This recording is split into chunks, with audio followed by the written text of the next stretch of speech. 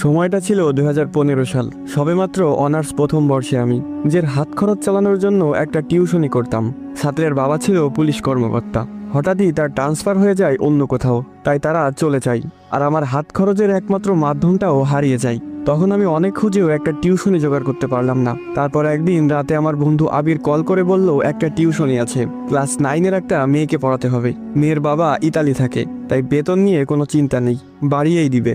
কিন্তু শর্ত হলো সপ্তাহে 2 দিন পড়াতে যেতে হবে, ঠিক রাত 11টা থেকে 2টা পর্যন্ত। এমন শর্ত শুনে আমি সাথে সাথেই না বলে দেই, কারণ রাত 11টা থেকে পড়াতে যাওয়া আমার পক্ষে সম্ভব না। সকালে আমার ক্লাস শুরু হয় 10টা বাজে, ঘুমাবো কখন এই সময় পড়াতে গেলে? কিন্তু তারপর আবির যা বলল তাতে আমার ঘুম হারাম হয়ে গেল। ও বলল 15,000 টাকা বেতন দিবে। এবার ভেবে দেখ, তখন আমার কাছে 15,000 টাকা 15 লক্ষ টাকার সমান। আমি খুশিতে গদগদ করে হ্যাঁ বলে দিলাম। আবির আমাকে ঠিকানা টেক্সট করে দিল আর বলল শুধুমাত্র শনিবার এবং রবিবার রাতে যেতে হবে। আমার কাছে বিষয়টা কেমন জানি অদ্ভুত লাগলো, কিন্তু টাকার নেশায় কিছুই মাথায় নিলাম না। 2 দিন পর শনিবার আমি রওনা দিলাম আবিরের দেওয়া ঠিকানা অনুযায়ী। শহর থেকে অনেকটা বাইরে হিন্দুপাড়া নামের একটা গ্রাম আছে, সেখানে বেশিরভাগ বাসিন্দাই হিন্দু ধর্মের অনুসারী। আমি সেখানে গিয়ে একজনকে ঠিকানা দেখিয়ে বললাম, ভাই এই বাড়িটা কোন দিকে বলতে পারেন? সে আমার দিকে কিভাবে যেন তাকিয়ে থাকলো কিছুক্ষণ, তারপর বলল সামনে গিয়েই একটা পুরনো বিল্ডিং পাবেন, ওইটাই আপনার ঠিকানা। আমি সামনে হাঁটা শুরু করলাম। একবার পিছনে তাকিয়ে দেখলাম লোকটা এখনো সেই অদ্ভুত ভঙ্গিতে আমার দিকে তাকিয়ে আছে। কেমন যেন একটু লাগছে আমার ভিতরে, মনটা সায় দিচ্ছে না যেতে। কিন্তু 15,000 টাকার কথা মনে পড়লেই আবার মন বদলে যায়। না, গিয়েই দেখি। একটা পুরনো বিল্ডিং এর সামনে এসে দাঁড়ালাম। হ্যাঁ, এটাই সেই ঠিকানা। 11টা বাজতে আর 1 মিনিট বাকি। আমি গিয়ে দরজাটা নক করার সাথে সাথে দরজাটা খুলে গেল। মনে হচ্ছে কেউ যেন আমার জন্য দরজার কাছেই দাঁড়িয়েছিল।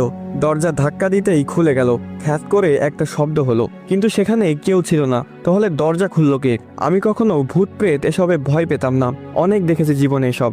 একটা কথা বুঝে গিয়েছিলাম, সেটা হলো তাদেরকে ভয় পেলেই তারা মাথায় চড়ে বসে। তাই নিজেকে খুব শান্ত করে বাসায় প্রবেশ করলাম। বাসার ভিতরটা কেমন যেন অন্যরকম দেখতে। প্রতিটা দেয়ালে আরবিতে কিছু লেখালেখি করা, অদ্ভুত অদ্ভুত ছোট পোকামাকড়ের দৃশ্য আঁকা। সবচেয়ে বড় কথা, বাসার ভিতরটা একদম নিস্তব্ধতায় ঘেরা, কোনো একটা ছোট শব্দ কানে আসছে না। একজন মধ্যবয়স্ক মহিলা একটা রুম থেকে হাসি মুখে বেরিয়ে এলেন।